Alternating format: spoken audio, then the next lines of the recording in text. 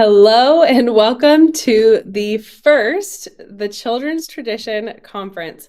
I am seeing all of you guys commenting in the chat from all over the place, especially certainly all over the United States. I think we might even have a few out of the United States. And I am just so honored and delighted that you would be here on this, what honestly feels like a very momentous day as we get to launch the final cut of the Children's Tradition that includes nursery and school years through seventh grade out into the world. It has been just already such an encouragement and a blessing to be receiving your emails and messages, and just the way you all have shared your joy with me has been very tangible and has just built up my excitement and joy over this day. I am so glad that we are finally here. So before I dive into our session, a few housekeeping things. So Catherine, I see you commenting, is it possible to watch the rest of the conference later if we cannot come to all the sessions? Absolutely. So every single conference session is being recorded. So for the first month, you will be able to access for the first month after the conference, you will be able to access the recordings through the same exact links that you have. But what we will also be sending out later is an email that will contain all of the recordings so that you have them for life. So for the next month through the conference links that you already have, but like I said, you will also get an email. So I have spent many a moments watching live conferences while having my children running around in the background, as I assume is the case for most of you right now. So do not feel bad popping in and out, and don't stress if you miss taking a note, because you will have them. You can watch them again later. So a very exciting part of every session that we will be doing is a giveaway. So I am excited to announce today's giveaway. These are all my copies, so yours will come pretty and new. But the very first giveaway we have is from Clear Creek Abbey, which, if you're not familiar, Clear Creek Abbey is a monastery that was actually started by students of the Integrated Humanities Program. That is students of John Sr., Dennis Quinn, and Franklin Neelick. So I would highly encourage you to check out their website. They have graciously donated 3 books that I will share with you right now. So the first is Restoration of Christian Culture. You should read that after you've read Death of Christian Culture. Goes Death of Christian Culture, then Restoration of Christian Culture.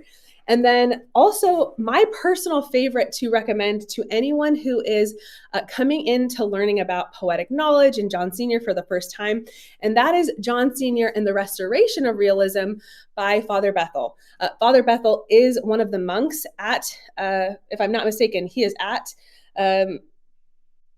Clear Creek Abbey, and he wrote this as a summation of John Sr.'s life, but also just of the philosophy. So it really is just like the best kind of read, because it's the story of his life woven in with all of this educational philosophy. He explains gymnastic education, musical education, really from nursery years all the way through adolescence. He talks about the different schools that have been started and that honor Senior's legacy. And so really just an incredible, rich resource that we will be giving away today. So the way to enter the giveaway is if you could please comment your name, your full name, and your location, so that Ariel, my assistant, can go in and pull all that. And then at the end of the session, we will announce the winner. Now, again, if you are one of those moms who ends up having to hop off the call after you have entered the giveaway and maybe you missed the announcement, no worries. Because we have your full name, we will be able to find you. So we will find you, we will email you. So do not stress. But ideally, of course, if you win the giveaway, ideally reach out to Ariel. That is the first route to go. But if you, like I said, miss it, we will find you if you don't find us. But that is a wonderful introduction to today's talk, which is going to be on a theology of education. So I thought it was very fitting to start with Clear Creek Abbey's beautiful and thoughtful gift. Just so you know, I am not going to be watching the chat very closely, mostly because I'm a little ADHD. I'd get too distracted by it. But Ariel is going to be monitoring the chat. And specifically, if you have any questions that you would like to opposed to me, and then I actually will have Ariel with me as well for the final session 5 tomorrow, where we do a Q&A, then put it in that question box, and Ariel will grab that for me so that we can, over the next 4 sessions, so that we can then answer any things that have come to your mind. And hopefully, as we go along, some of your questions might get answered as we go. But certainly, as many of them that don't get answered, we will seek to answer them in our final session tomorrow. So I think that's it for housekeeping. So I am going to just dive into this initial talk, but I wanted to begin by just sharing where I'm coming from and why this really is this talk. This talk is the one that means the most to me and is why I care so much about classical education and really about all of us as mothers developing a philosophy of education. So I have been in the homeschool world for nearly 30 years, which is another way of saying since I was in kindergarten. I grew up in it. I've gone to the conferences. I have done probably any mainstream curriculum. I probably did it at some point. I participated in co-ops every year. I was in charter school classes. I did dual enrollment programs for high school and college. I was then, after I graduated myself, like a good homeschool student, a little early. I then worked for 2 years as a private tutor to homeschool moms, where I would go into their homes and I would help them lesson plan. Actually, someone texted me yesterday asking about a particular book on educational philosophy. And they're like, have you read this book? And I was like, yeah, when I was 17. And so needless to say, this desire to write lesson plans, to understand education has gone way back for me as someone who really cared about children. And I wanted to help the children that I was teaching and tutoring. And I wanted to help the homeschool moms. Interestingly, I'm an oldest daughter, so probably that has a lot to do with it. But I would see these homeschool moms and, getting to be in their homes, and I would want to do what I could to support them. And so it gave me a lot of thoughts from an early age about ways that curriculum would be effective or ineffective, about the need of a homeschool mom to be supported in what she is doing. And also just a general idea of the ideas that are in the air of home education that would then lead to what drew me to the classical education world. Another way of saying this is that teaching has been in my bones from a very young age, but it has also been in my bones in a very particular way because I have been a product of the 90s and early 2000s homeschool movement. This is deeply personal to me. When I'm talking to you as homeschool moms, I'm talking to you about what is ultimately my entire life, right?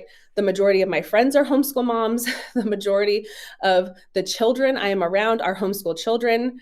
I have a deep love for this world. It was a gift to me as a homeschool student, and it is a gift that I continue to desire to transmit to my own children and the children of many of my friends. So, I almost think of St. Paul's verse, right, where he says, what do I have to do with judging outsiders? That's kind of how I feel about things like public education. I'm like, what do I know about things like public education? What I know is what is common and rampant even in the homeschool world, as far as what is required for state standards and the effects of how curriculums are shaped by government-based education, even in the homeschool world. So whenever you hear me referencing things like that, most of the time, I'm probably thinking of how this is working out in the homeschool world, much more so than I am thinking of anywhere else, simply because that's the world that I have grown up in, continue to be in. It is the air I live and breathe. But at the same time, we're going to talk about a lot of principles that obviously would make it clear that I am deeply concerned for what is happening in public education. And so while there will be I hope there will be much for you to gain, whether you're coming from a situation where you are deep into home education and have always been wanting to do that, or maybe you have been on the fence and this is a recent decision, or maybe you're someone who has, for different life factor reasons, you have children in public education, and maybe you're homeschooling some of your other ones. Whatever it might be, please know that my desire in all cases is never to just be making criticisms or critiques, but for all of us to just go into whatever sphere, whatever we're doing, whatever God has called us to, whether that's in the spheres of home education or with the education of our children in other spheres, whether that's public school, private schools, things like that, that we will go in with eyes wide open, that we will go in with wisdom and have discernment to know and to think principally about things. So, one of my prime concerns with the homeschool world in general is that it is rampantly relativistic. And so, what I mean by that is that we're constantly given this message of you just need to find what works for you. The messaging is usually something like, you're doing a great job, you're enough, and, use your personality or your child's learning style as the basis for determining what works for you.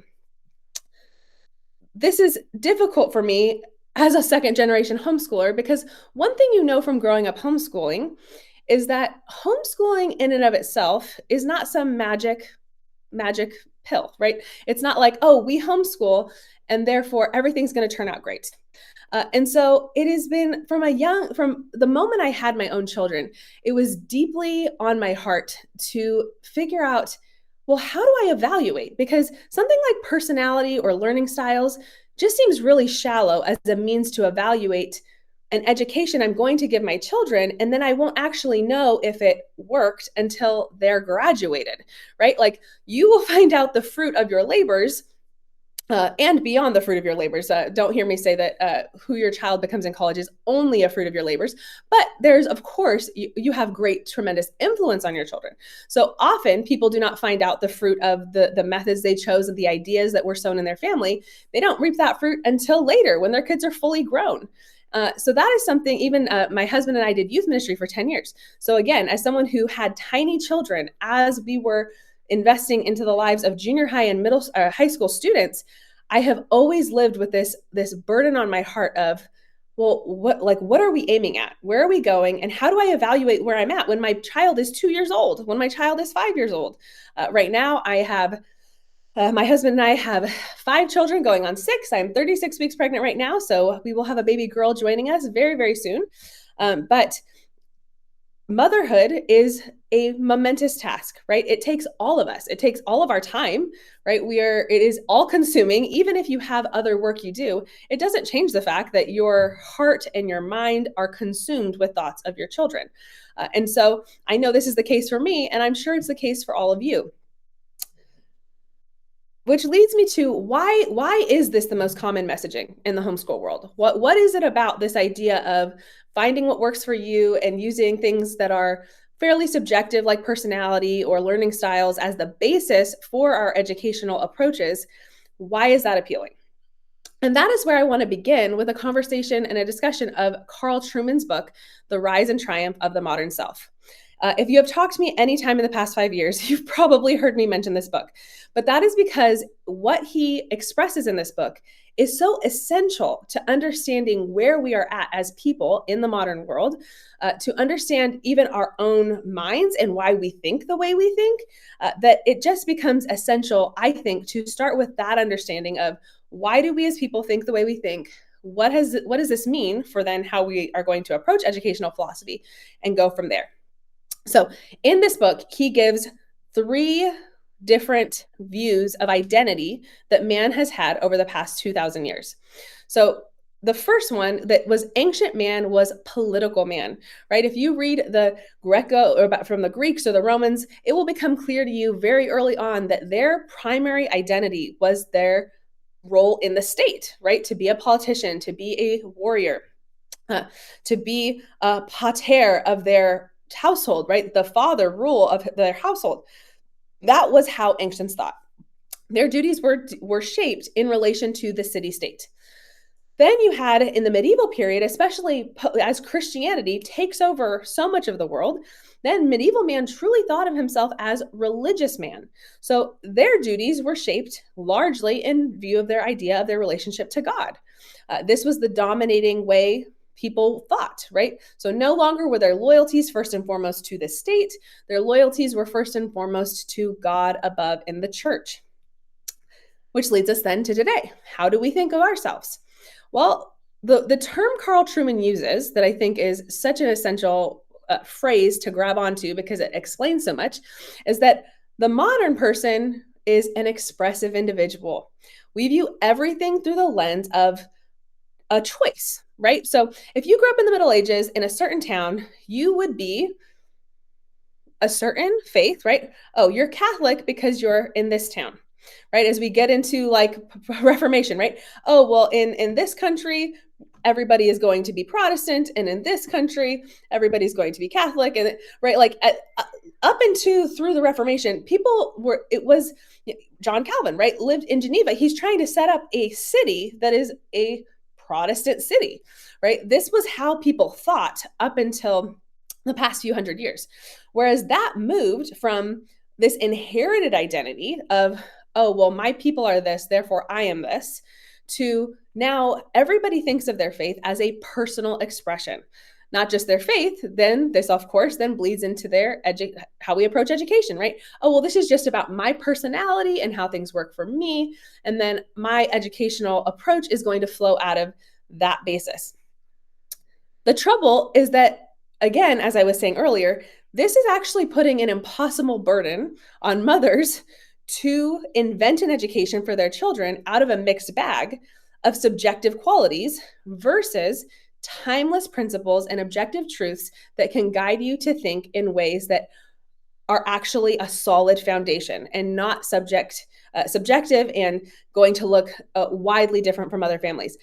Does that mean that there are not unique family dynamics and unique personalities? Of course not. We all have unique family dynamics. We all have unique personalities. However, the substance of education is the transmission of truly human things. And human beings are made in general in a similar fashion, right? As image bearers of God.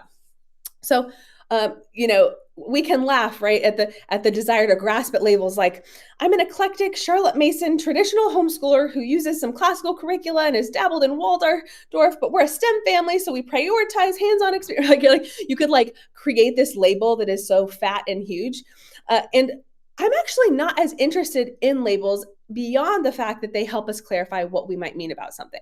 But even labels like classical can mean a lot of things, as we are going to talk about, especially in the next session. So really, instead of adopting a label of, oh, I'm a Charlotte Mason homeschooler, I'm a classical homeschooler, what I want to encourage today is that you be a homeschooler who bases your education for your children not on self-expression or personal personality, but that you base it upon timeless truths, specifically the ones that have been handed down for 2,000 years of Christian history. Really, of course, we could go back to the beginning of time because, of course, God with Israel. But especially the past 2,000 years since the incarnation of Christ, when he came and fully revealed himself, fully man, fully God to us, obviously that was a big shift. And so we don't have to start from scratch. We don't have to build our homeschools from scratch. We can look at specifically theological principles and philosophical principles that can guide us to hopefully the ends we desire, which if I had to guess for you, but I can certainly speak for myself, that the greatest desire of my heart is the salvation of my children, right? That they would walk with God, that they would know him, and they would have true and genuine communion with him so that they can live with him in eternity. I think at the end of the day, while of course we all hope for things like for our children to grow up and get married and to be successful in whatever vocation God calls them to, maybe they, if they have a vow of celibacy in a monastery, whatever it might be that God calls them to, at the end of the day, all of those things fade in the background of the salvation of their souls. So let's keep going with this. I want to share a quote with you from R.C. Sproul that he was a Protestant theologian who wrote a book called The Consequences of Ideas. And so he said, philosophy forces us to think foundationally. By foundational, I mean first principles or basic things. Most ideas that shape our lives are accepted, at least initially, somewhat uncritically. So when I say philosophy, I'm not talking about some pie in the sky, impossible, out of touch, idealizing of things where somebody's sitting there and, how many angels fit on the head of a pin, right? What I'm talking about is that for thousands of years, philosophy within the classical tradition has been addressing topics like, what is a human being? What makes them what they are? What are they for? What is their purpose? And for the Christian, philosophy as the pursuit of wisdom, right? Philosophia, to love wisdom, is inextricably connected to theology. In the medieval period, there was an expression that philosophy is the handmaiden of theology, which is why today we will start with a theology of education before we deduce our philosophy in the sessions ahead. But once you understand what philosophy is, then you can understand why you would want to have a philosophy of education, right? If philosophy is to know what is wise and true about what it means to be human and what things are, what they are for, then certainly we want to know what education is and what education is for. In Ephesians 6:4, right, it says, fathers, do not provoke your children to wrath, but educate, educate, right? That's Latin. Educate is the Latin word for bring them up in the training and admonition of the Lord. That is our goal, right? To bring them up, to educate, to educate them in the training and admonition of the Lord. So, like I said, everything we talk about over the next few days will fall in the categories of theology or philosophy and then the principles and the applications that flow out of those things. I would encourage you to think of all of this through the metaphor of cultural soil. That is the metaphor that John Senior is using in Death of Christian Culture and Restoration of Cultural Death of Christian Culture and Restoration of Christian Culture. There we go. And he uses this imagery that culture, right, which even in the root of the word culture is the idea of soil, to tend soil. And that within our culture, we need to nurture our children to grow and to consider what ideas are forming the soil in which we are all growing. So thinking about what ideas are in the air of our family's imagination and the culture of our home. What presuppositional beliefs are in the air that you and your children are breathing? Sometimes the most powerful and the most dangerous ideas that we have are the ones we don't spend a whole lot of time thinking about, which is why, again, this reminder from classical education, from the great tradition, but even just from some of the authors I've already quoted to you, is that we have to go back and think foundationally because it helps us, like a mirror, examine what it is that we are being shaped by. Okay. One more quote from Carl Trueman before I move on. He says, the social imaginary is the way people think about the world, how they imagine it to be, how they act intuitively in relation to it, though that is emphatically not to make the social imaginary simply into a set of identifiable ideas. It is the totality of the way we look at the world to make sense of it and to make sense of our behavior within it. This idea of the social imaginary, you might think of the cultural imaginary of your family, right? What he's talking about, that intuitive, gut level response to things that is shaped by your foundational beliefs and principles, but even goes beyond that into the stories you've embraced, what you've experienced in your personal history. All of these are forming you on an imaginative level. And that is what you will be doing for your children as well, is that through the stories you tell them and the experiences they have in your household, they will be formed to think a certain way about the world. We want the social imaginary of our home to be oriented around truth, goodness, and beauty. So that for the remaining time, I am going to spend talking about these 4 theological pillars that are how we are trying to transmit this social imaginary of truth, goodness, and beauty. Before we can even get to truth, goodness, and beauty, we have to begin with God, who, of course, is the source of truth, goodness, and beauty. So John Senior, who I will continue to talk more and more about as the sessions go on, in Restoration of Christian Culture, he gives us 4 theological points that are the essential credenda, which is just a fancy word for the dogmatic doctrinal teachings that will govern our govern our lives, really, that govern our lives, but then we'll have a certain praxis or a clear set of things to do that apply even to how we educate our children. So I'm going to begin by telling you all 4, and then we will go into each one individually for the rest of our session. So the very first one is God exists. Therefore, there is a necessary order in nature and in all sciences and arts that study and imitate nature. The second is God reveals. Therefore, his incarnation is the means by which we participate in his life. And that participation is the end of all human existence. Oh, hold on. Did I? I'm sorry. I just read the wrong thing. Hold on. Number 2 is God reveals, therefore there's a necessary content to knowledge. Number 3 is God saves, therefore his incarnation is the means by which we participate in his life. That participation is the end of all human existence. And then number 4, supposing God exists, reveals, and saves, the curriculum becomes a definite course of work that leads to worship. So, what is the credenda of our education? Well, as we like to say in our tutorial group every single week, God exists, God reveals, God saves. Therefore, the curriculum is a course to be run that will lead me from wonder to worship. So, let's look at the first one. God exists, and therefore there is a necessary order in nature and in all science and arts that study and imitate nature. Really, there are 2 verses that we can begin with that really just give us this foundation of why the existence of God is in fact the foundation for everything we do and even education. So the first, of course, is Genesis 1:1. In the beginning, God created the heavens and the earth.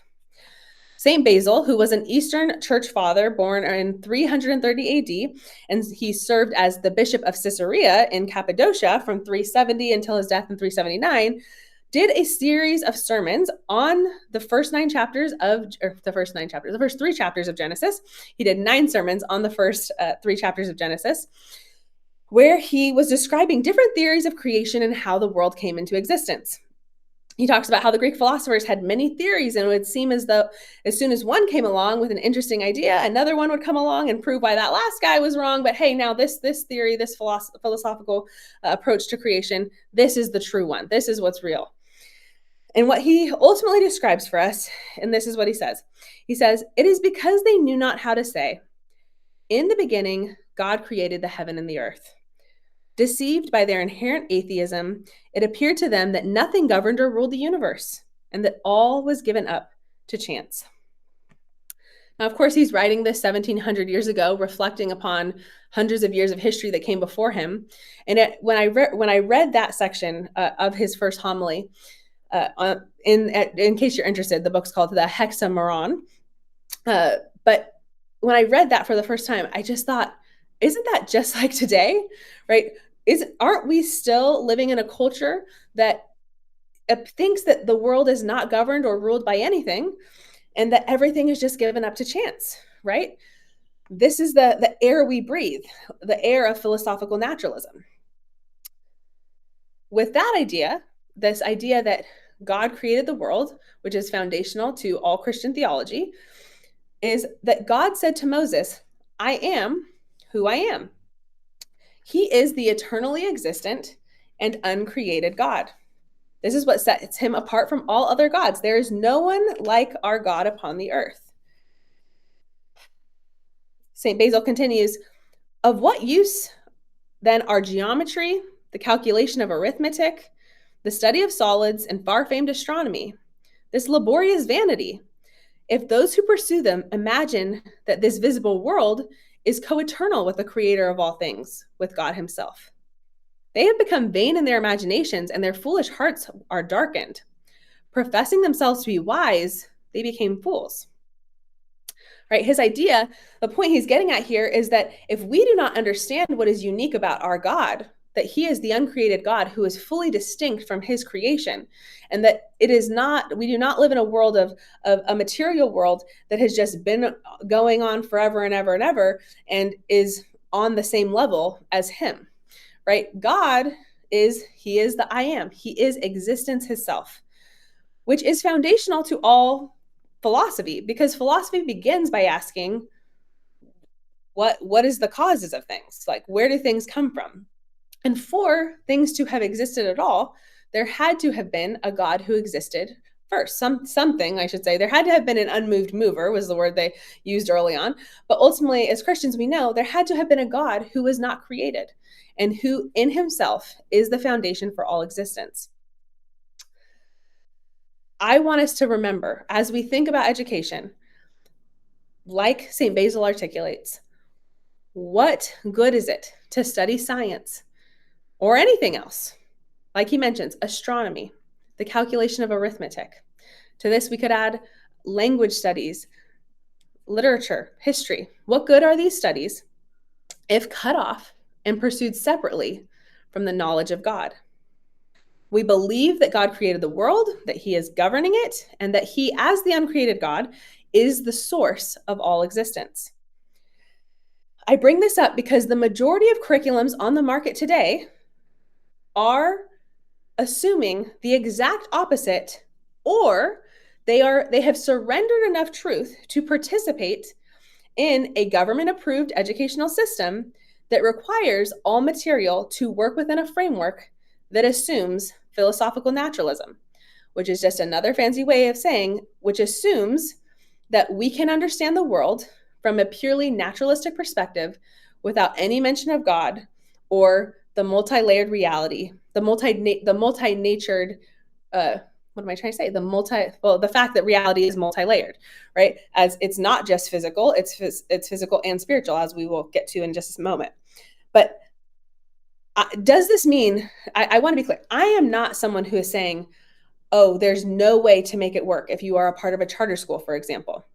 But I want you as a parent to have eyes wide open to think about the fact that if you are able to get materials that are approved by government education, they out of necessity are fully shackled to not in any way acknowledge the existence of God, which for a Christian is the foundational theological issue for what education ought to be. Does this mean you cannot utilize those materials in a way that you are bringing God in all day, every day? Of course you can. But we need to keep in mind of how those materials are being formed and the ideas and the beliefs that are behind them.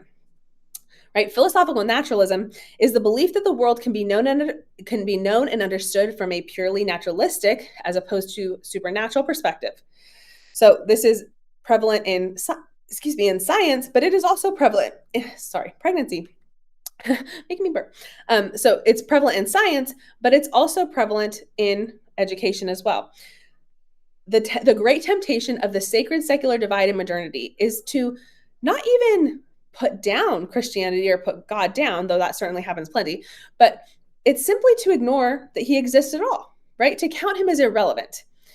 The more irrelevant we treat God as it pertains to our children's education, the more harmful that is than really almost anything. Because at least if somebody was telling them up front, oh, I think I hear this a lot with people who will utilize textbooks that teach evolution, and they do not embrace Christian evolution perspective, right? It's just pure evolution, and the parent will be like, oh, well, my child has questions about this, but we knew right away what to address. As far as I'm concerned, the curriculum that is explicitly telling you that it is based off of an assumption that God is irrelevant or non-existent is the least dangerous one there is, because children can hear an idea that's presented in a black and white manner that is telling them, oh, we disagree with this, and then no, oh, we reject that. That is not the case with presuppositions, right? If we are presenting our children with an education that just the atmosphere of it is that God is irrelevant, right? That God is that thing we do at Bible study and at church and during morning prayers, and then the rest of the time God is irrelevant. This is actually building up their social imaginary in a way that is very, very destructive. And it's antithetical to historic Christianity. For hundreds of years, it was understood that you could not separate any knowledge from the knowledge of God. Rather, the assumption of classical and medieval Christians was our second theological point, which is that God reveals, therefore there is a necessary content to knowledge. So what John Sr. says is the ultimate formality of whatever subject studied is the mind of God, as it is revealed in created things, physical, mathematical, ethical, and as it imitates in things productive, so that God himself is always our only subject, which is not to deny the real distinction of the parts. Education is ultimately the study of the mind of God as it is revealed in creation. Is creation the exact same thing as God? No, right? We are not pantheists. We're not saying that God is creation. But what we're saying is that creation is a image and an echo of God himself. Physical objects, the laws of arithmetic, moral topics, they are all revelations of God's mind to us. Christ is the divine logos, capital L. He is the power and wisdom of God. And everything in creation contains a little l logos, logos that is derived from him. I love the way that Andrew Kern describes it in his book, Unless the Lord Builds a House, because he talks about how Christ is the King of glory who has put little glories in everything. I used to think that God made the world and then he used different things in the world to explain himself to us. But basically he was dumbing things down, right? So when God said in Isaiah 26:4, the Lord is an everlasting rock, I thought, well, God's just dumbing things down for us. Like he's just, using there's rocks lying around. And well, obviously, like we can't really understand who he is. And so, understand who he is in his essence. And so he's going to use something dumbed down to tell us, oh, okay, so, well, kind of like a rock, they're steadfast, they're unmoving, they're everlasting. Through the classical tradition and the reading of the church fathers, I realized that it's actually the exact opposite, that in fact, God exists, reality, capital R reality, exists in him and who he is, and he has made the world as a cosmic echo, a reflective image of himself. Rockness, as in the Lord is an everlasting rock, preceded the creation of a single stone upon the earth. Romans 1:20 tells us, "For since the creation of the world, his invisible attributes are clearly seen, being understood by the things that are made, even his eternal power and Godhead." So if you ever wonder, what is the purpose of the world? Well, why is it here? What is it here for? Well, one of the reasons it's here is to reveal God to us, right? As those who he has created for relationship with him, he has given us a world that is constantly speaking to us and proclaiming the truth about his nature to us. In many ways, this is why the laws of nature are so unbending. In the Handbook of Nature Study, Comstock, in her introduction, explains how one of the benefits of nature study is that you simply learn that you are not in control of the world, that you cannot just force nature to do whatever you want. Nature is governed by laws, and if you want to engage with nature in a safe manner that doesn't cause you harm, you are going to honor and respect those laws of nature and not try to go against them. Going against laws of nature always are going to cause pain. So that is just one example, right? But why is that? Well, it's because the world is revealing God to us. It is telling us who he is, and it is ordered according to his wisdom. St. Athanasius, who was an early church father and the patriarch of Alexandria in the 300s, wrote, "As being in all creation, he is in essence outside everything, but inside everything by his power." Christ is the principle that all nature is ordered after. And so as we think about our education, we must recognize that the sciences, the arts, study and imitate nature. What makes a good book? A good book is a book that accurately presents human nature. And ultimately, through accurate representations of human nature and the natural world, when the sciences and the arts imitate them, we will realize that all of this is intimately related to Christ himself. Which leads us to a foundational point, one that is central to this book that I mentioned earlier, John Senior and the Restoration of Realism. And that is that reality exists. Truth is not subjective, whether we're talking about physical realities or spiritual ones, right? Capital R reality is central. The philosophy of realism, as it is called, is foundational to education. We have to begin with the understanding that there is a real world. It is made by God. It is ordered according to him and his wisdom. We will often use the phrase in the classical tradition, truth, goodness, and beauty, right?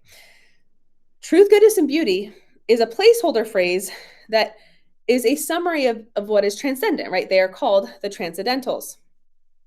But all of these objectively exist in God. Before anything else is true, good, or beautiful, he is the true, good, and beautiful one.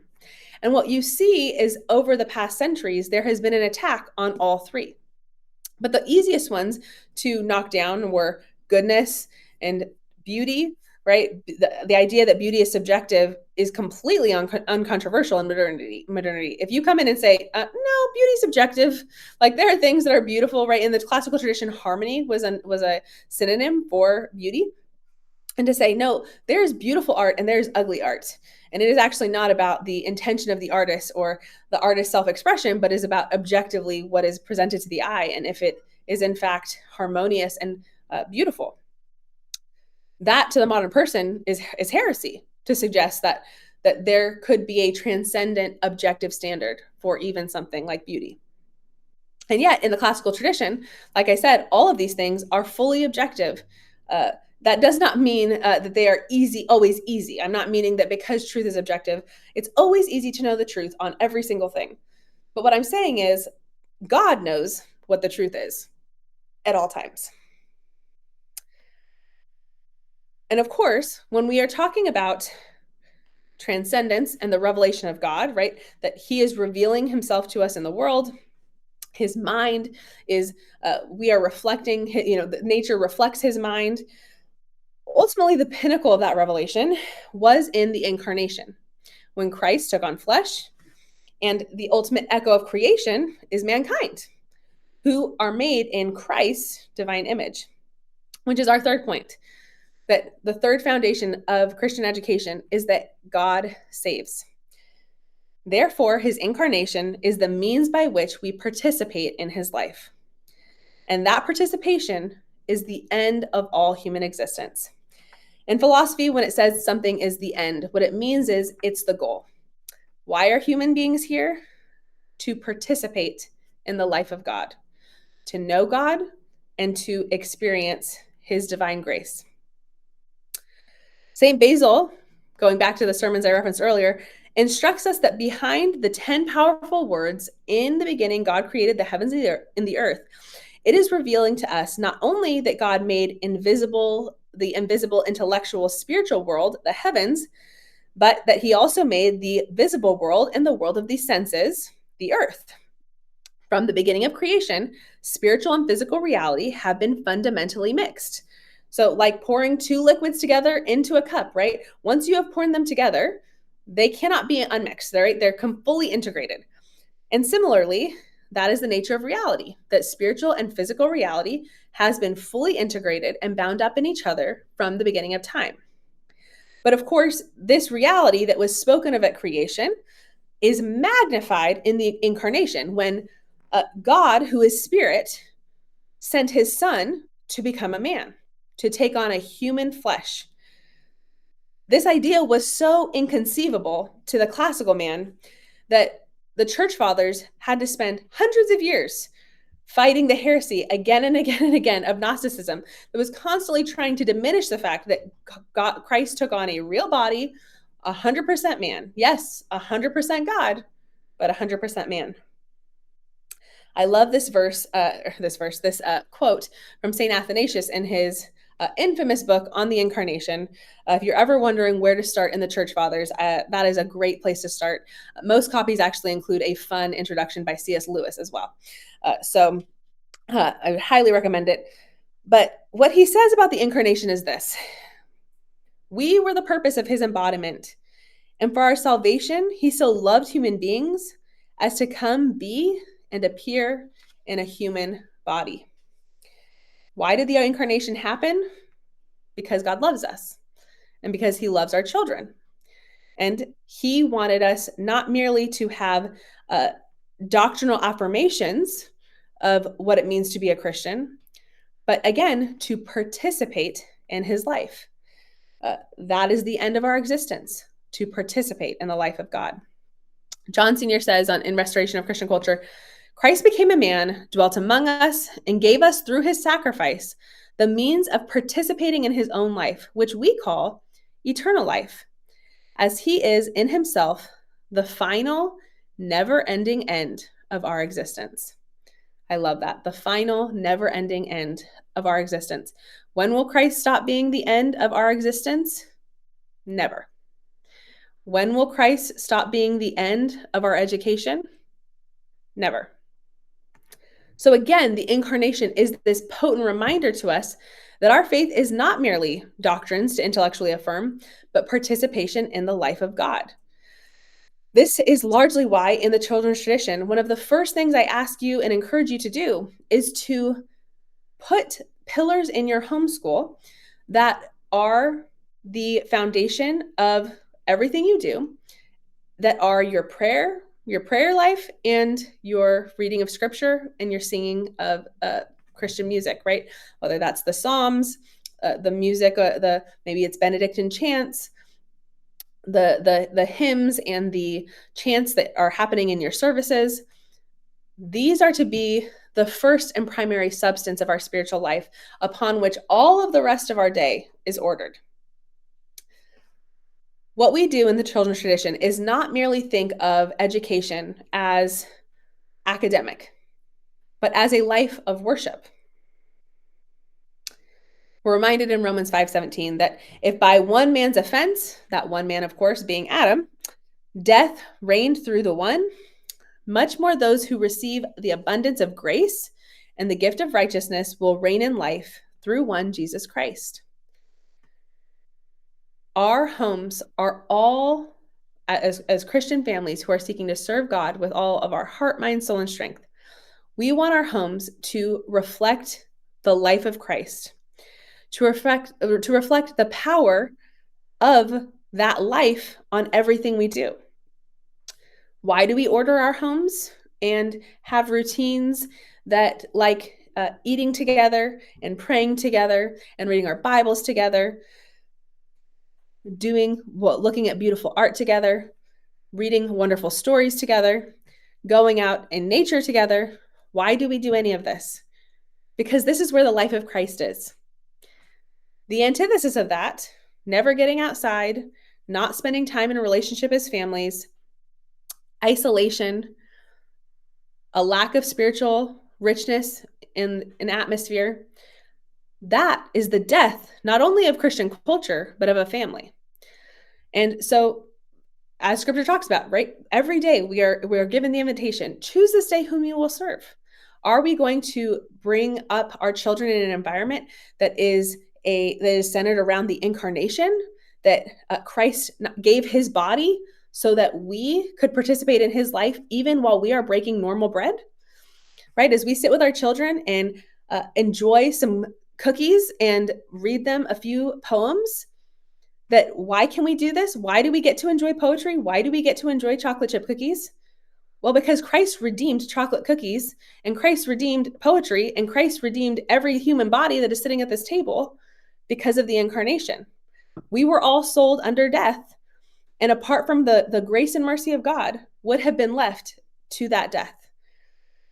But God, right? But God, being rich in mercy, while we were yet sinners, he died for us. But of course, as the scriptures remind us, he rose for us.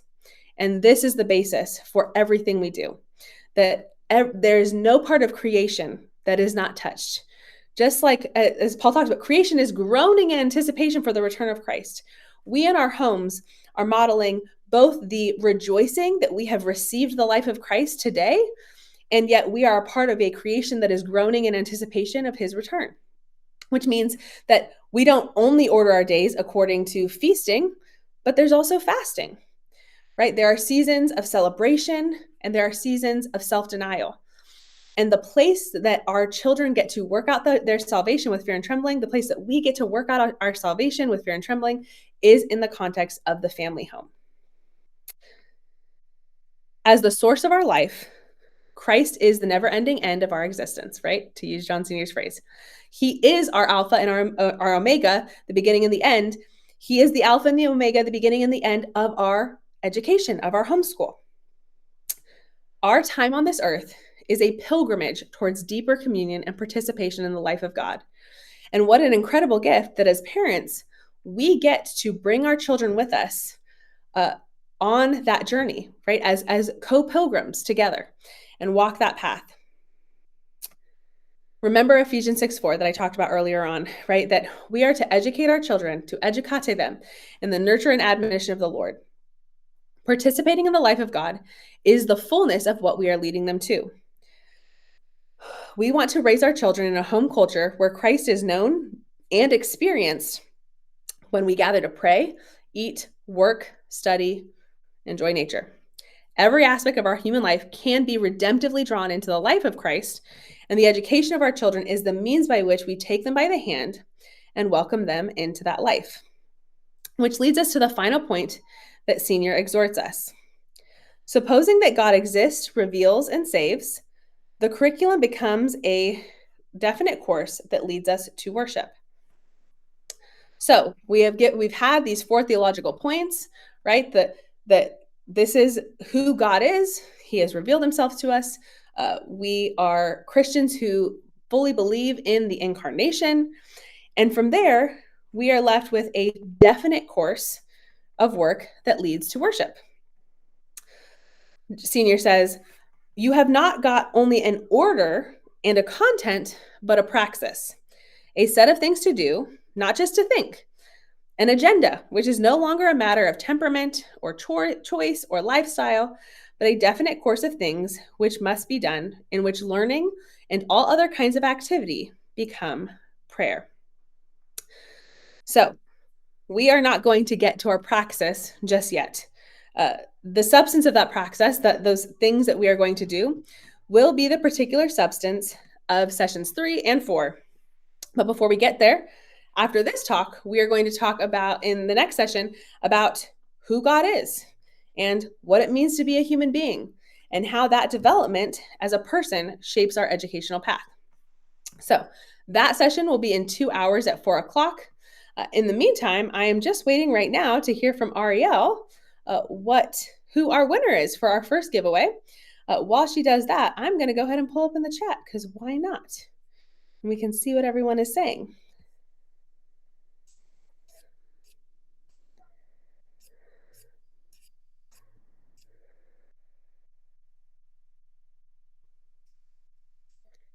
I love this.